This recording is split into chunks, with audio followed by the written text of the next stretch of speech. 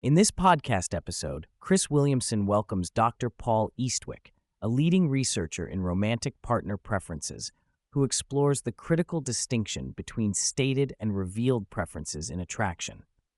Dr. Eastwick discusses intriguing discrepancies in partner traits, gender differences in preferences, the complexities of falling in love, and how societal changes have influenced mate selection over time.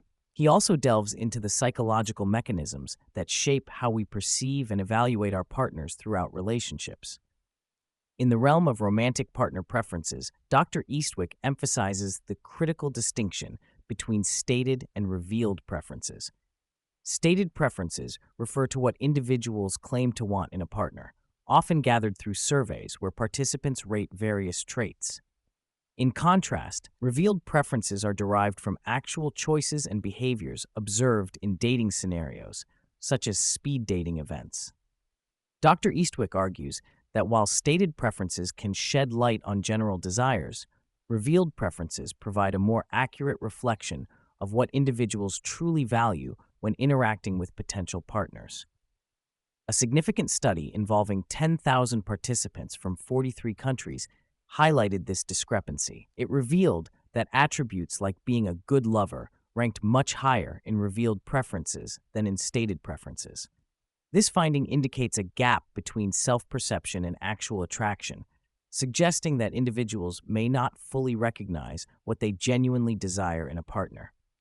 The study conducted by Dr. Eastwick and his colleagues unveiled several intriguing discrepancies between stated and revealed preferences. For instance, the trait of being a good lover was rated as the most important in revealed preferences, despite being rated much lower in stated preferences. Other traits, such as smells good and sexy, also ranked higher in revealed preferences than participants initially acknowledged. Conversely, traits like considerate and emotionally stable were overvalued in stated preferences compared to their revealed importance. This suggests that while individuals may claim to value certain traits, their actual attraction may be influenced by more visceral, immediate factors that are not always articulated. The podcast also explores gender differences in partner preferences. Historically, research has indicated that men tend to prioritize physical attractiveness more than women, while women often emphasize earning potential. However, Dr. Eastwick notes that in revealed preferences, both men and women exhibit similar levels of attraction to traits like attractiveness and sexiness. This observation suggests that societal norms may shape stated preferences more than actual desires. Notably, women were found to underestimate their attraction to physical traits compared to men, who also underestimated their preferences, but to a lesser extent. Dr. Eastwick discusses the implications of the study's findings, which can be interpreted as both a black pill and a white pill. The black pill perspective posits that individuals lacking certain desirable traits may feel hopeless in the dating landscape, as first impressions heavily influence attraction. However, the white pill aspect highlights that as relationships develop over time, the significance of initial physical attractiveness may diminish, allowing for deeper connections based on personality and compatibility.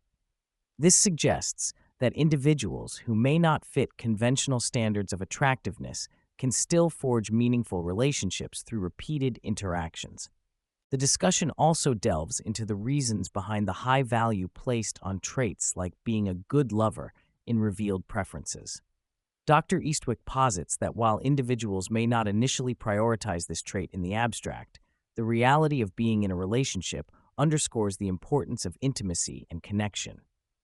A good lover encompasses not only physical attraction, but also emotional sensitivity and care, which are crucial for a fulfilling relationship. This complexity indicates that the attributes people desire may be more intertwined than they realize, revealing a deeper layer of human connection. Reflecting on the study, Dr. Eastwick raises several unanswered questions that warrant further exploration.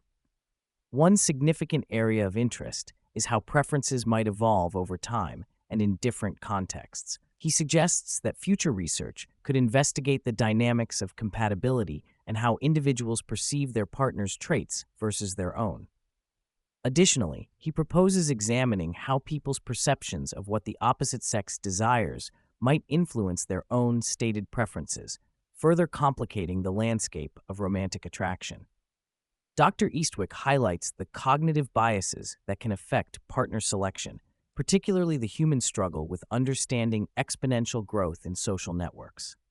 He draws parallels between dating and a petri dish, illustrating how adding one person can lead to a rapid increase in connections. This complexity makes it challenging to predict outcomes in relationships. While evolutionary psychology and social psychology provide frameworks for understanding mate selection, they often overlook the emotional and phenomenological aspects of falling in love. The unpredictability of love, characterized by feelings like butterflies in the stomach, cannot be easily quantified or explained through traditional research methods, suggesting that elements of human connection remain elusive. Dr. Eastwick emphasizes that the experience of falling in love is often irrational and cannot be reduced to biological or evolutionary explanations. While individuals may articulate reasons for their attraction, such as intelligence or kindness, these reasons often emerge only after an emotional connection has been established. The randomness of love means that certain interactions can lead to profound feelings that are not predictable or measurable. This unpredictability poses both inspiration and challenges for researchers, complicating the understanding of human relationships. The conversation shifts to the traits that may hinder individuals from maintaining relationships. Dr. Eastwick points out that certain personality traits, particularly those associated with the dark triad, narcissism, Machiavellianism, and psychopathy, can initially appear attractive but are detrimental in the long run. Individuals with low emotional stability may charm others initially, but can create instability in relationships. However, he also notes that relationships can provide a stabilizing influence, where partners help each other manage emotional challenges.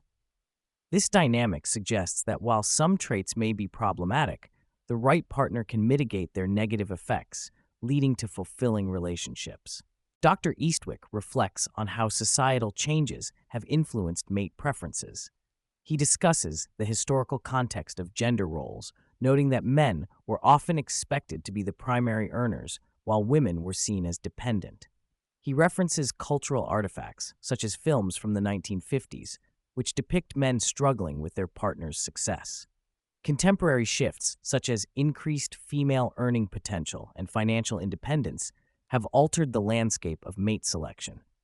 Despite these changes, he posits that the fundamental human tendency to seek partners with resources and status remains. He expresses curiosity about how globalization and increased visibility of wealth disparities might affect self-perception and mate selection, particularly for women. Dr. Eastwick delves into the psychological mechanisms behind how individuals perceive their partners. He explains that positive feelings toward partners are influenced by both general perceptions and specific memorable moments in the relationship. These turning points can significantly impact how individuals evaluate their relationships. Small gestures of care can lead to deeper appreciation, while negative experiences can create doubt. He emphasizes that these evaluations are not static. They can fluctuate based on experiences and interactions within the relationship.